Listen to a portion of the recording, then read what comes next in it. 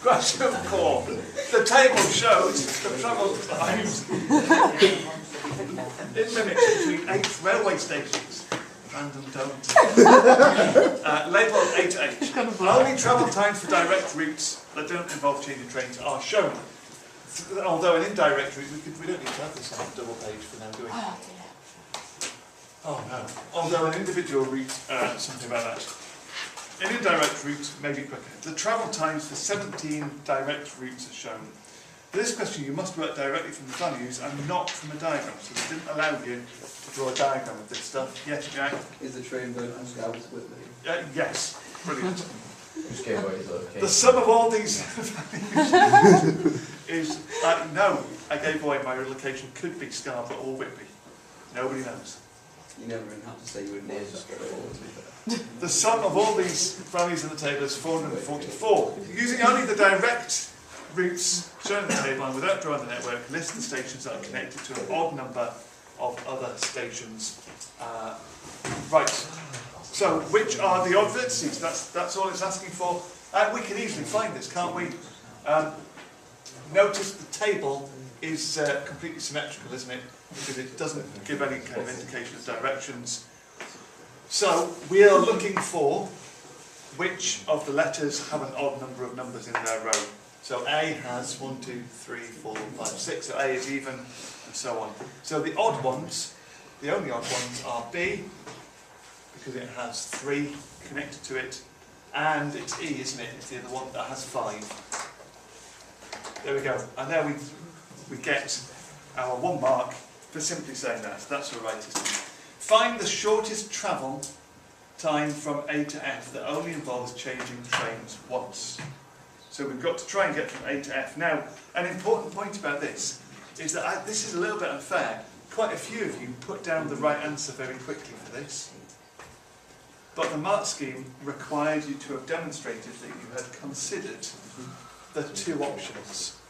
So to get from A to F, F is only connected, you can only get there from D and E. So we need to consider both of those, and A you can get to both D and E. So when you're doing that part 2, you have to get from A to D to F, that's one option, or A to E to F is the other option, and the mark scheme insisted that you considered both. So A to D to F, that's A to D is 13, D to F is 6, that gives us 29, no it doesn't, it's 16, not 6. And A to E is 27, E to F is 8, that gives us 35, so the better time is 29 minutes. I thought that was a little bit unfair, because if you just put down 29 minutes and showed no evidence of having considered the other option, which you'd probably done in your head anyway, but if you just wrote that down, you lost a mark. It did say show. Does it?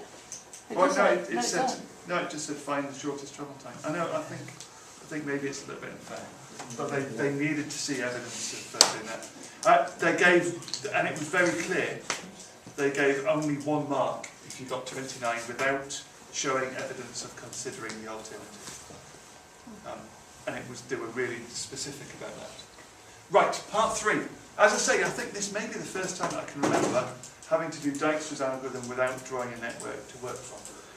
Without drawing the network, use Dijkstra's algorithm to find the shortest travel times, direct or indirect, from B to each of the other stations. So we're going to have to keep quite organised as we work through this in our mind. What have I just done there? I thought I'd done a dual page. Oh no, I've done that. Right. So we're starting at B.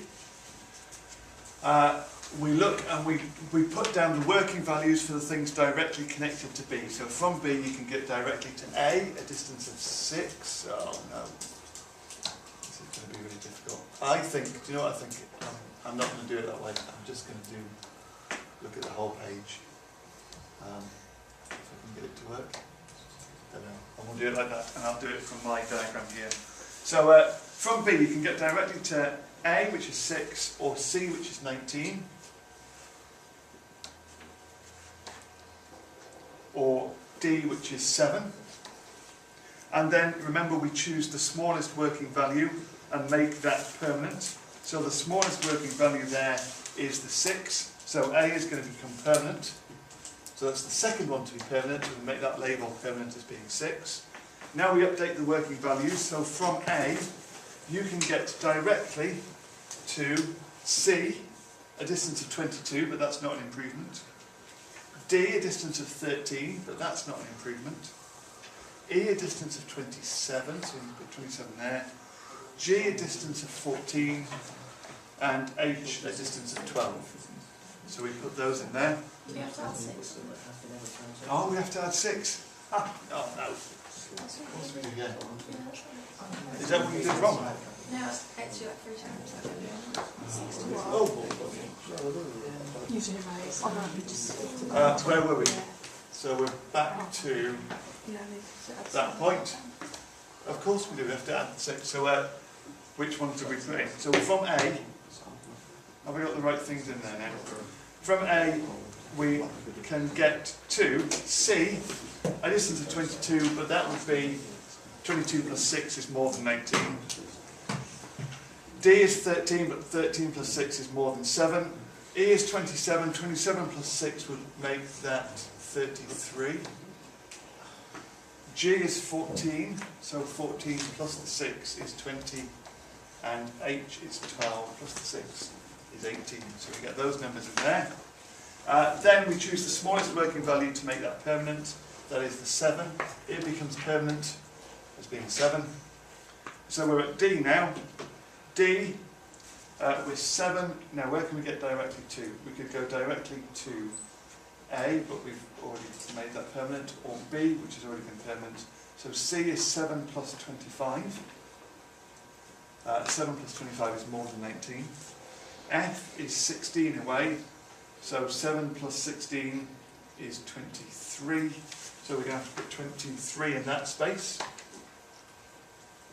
And that was all. The next smallest working value is H. We make that permanent.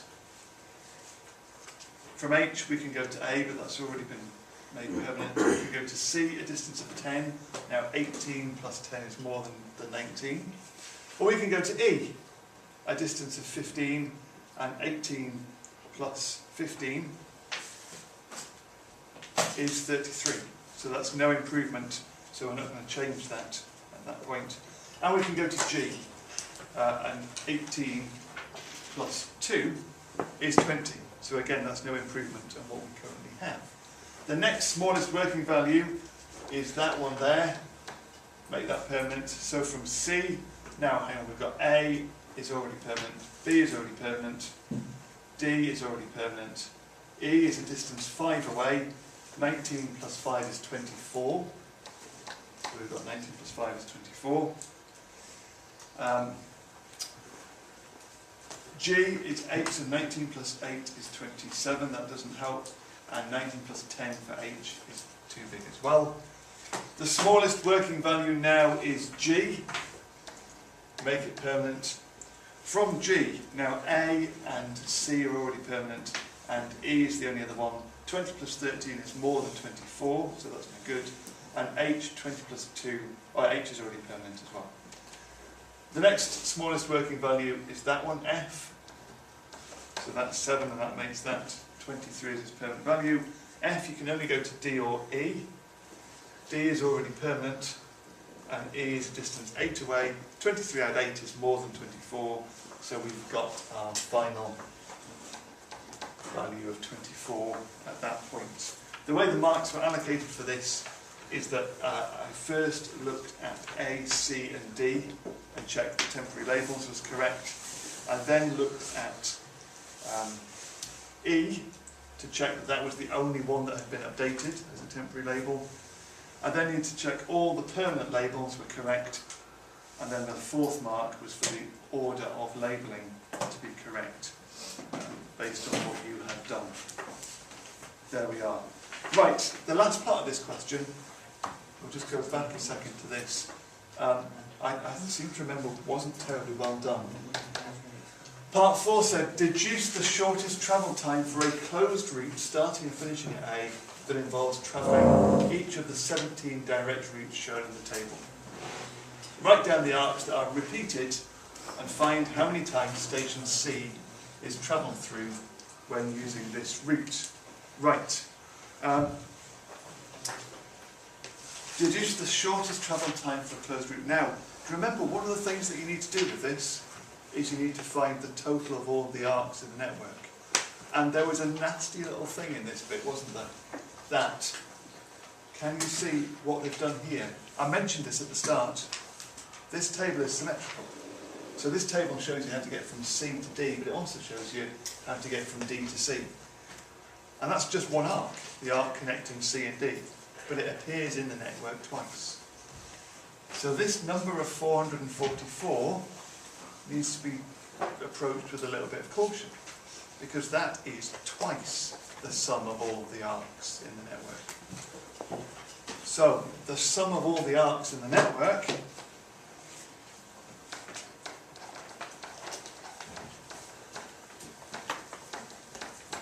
is a half 444. So the sum of all the arcs is 222. We've already established that our odd nodes, we did that in part 1, are B and E.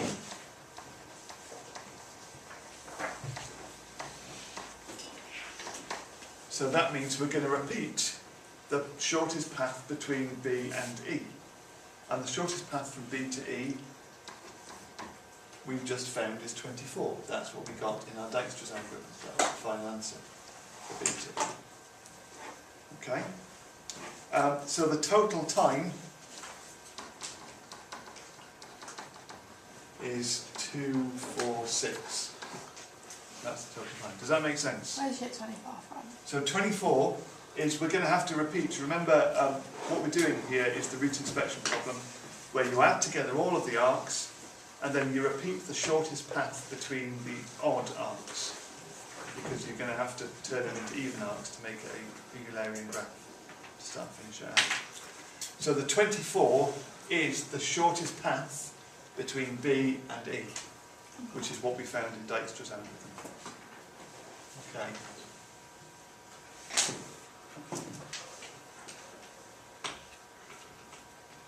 And if you remember, kind of thinking back now to how we did that, B to E in the distance of 24, that was that one, wasn't it, that we updated? It was the 19 plus 5 that gave us the 24.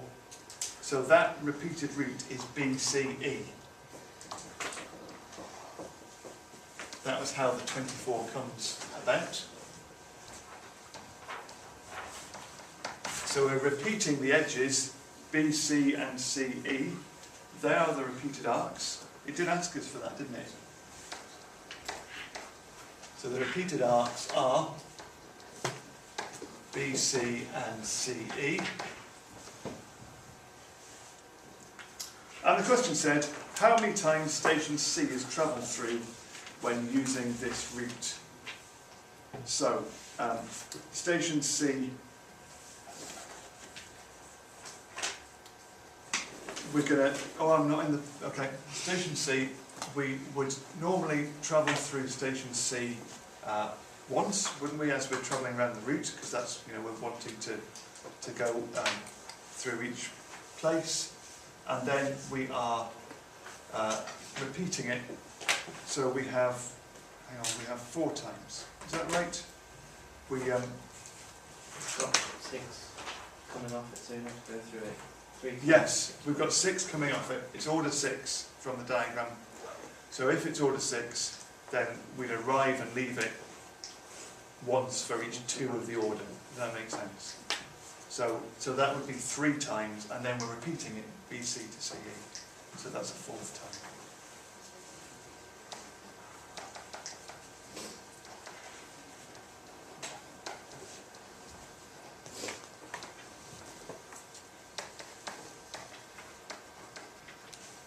So once repeat BCE, therefore 4 times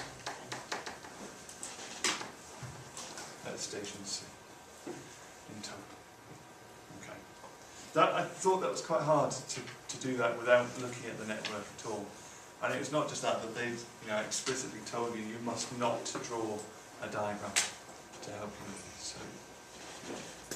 Conceptually, it was quite difficult. And I do think it was mean. Did many of you end up with not halving the 444? I thought that was a bit unkind, because we are so used to them saying that the sum of all the arcs on a network is this number, and that's just the number that you use. That to throw that one in there where you have to halve it before you deal with it is a bit unkind. But that's what we did. And that's maths.